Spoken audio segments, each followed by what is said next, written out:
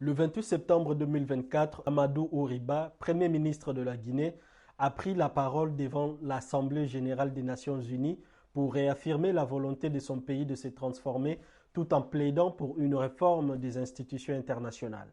Cependant, la portée de son discours, tant sur le plan national qu'international, a suscité des réactions diverses, reflétant les tensions politiques internes et les attentes des partenaires internationaux.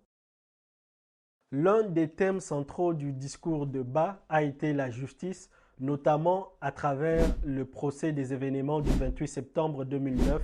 Il a présenté ce procès comme un exemple de la lutte de la Guinée contre l'impunité, le qualifiant de référence mondiale.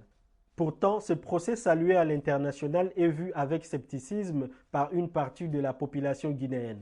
Pour certains, il s'agirait d'un règlement des comptes politiques visant à affaiblir les anciens responsables militaires liés à l'ancien régime. Cette perception exacerbée par les tensions ethniques et politiques du pays risque de compromettre l'impact de ces réformes sur le long terme. Le gouvernement devra démontrer que sa quête de justice n'est pas guidée par des intérêts partisans, mais par un véritable engagement envers l'état de droit. Le projet Simandou 2040 est un autre pilier du discours du Premier ministre, présenté comme une opportunité pour transformer l'économie guinéenne en utilisant ses ressources naturelles de manière durable. Ce méga projet minier, centré sur l'exploitation de gisements de fer, prévoit de réinvestir 20% des revenus dans le développement humain. Cependant, comme l'histoire de plusieurs pays africains l'a montré, les ressources naturelles peuvent être une arme à double tranchant. Si la Guinée ne parvient pas à créer un cadre de gouvernance robuste, elle risque de tomber dans la malédiction des ressources, où les richesses naturelles conduisent à des tensions internes et à des inégalités. L'enjeu pour la Guinée sera d'assurer une gestion transparente de ses revenus et d'éviter les écueils de la corruption. Le discours de Ba a également été prononcé dans un contexte de transition politique complexe. Le retour à un régime civil, initialement prévu pour 2024, a été repoussé à 2025 en raison des tensions internes et des crises économiques.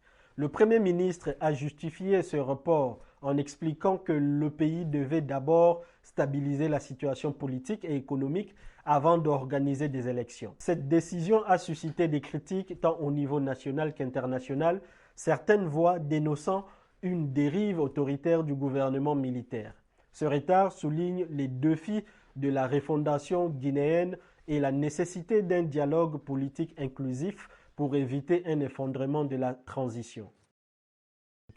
Sur la scène internationale, la demande de Ba pour une réforme du Conseil de sécurité de l'ONU a trouvé un écho favorable, notamment auprès des pays africains. L'appel pour une représentation plus juste du continent africain dans les instances de décision mondiale est en phase avec le consensus des Zlouini, qui militent pour des sièges permanents au Conseil de sécurité pour l'Afrique. Cette revendication est cependant à nuancer.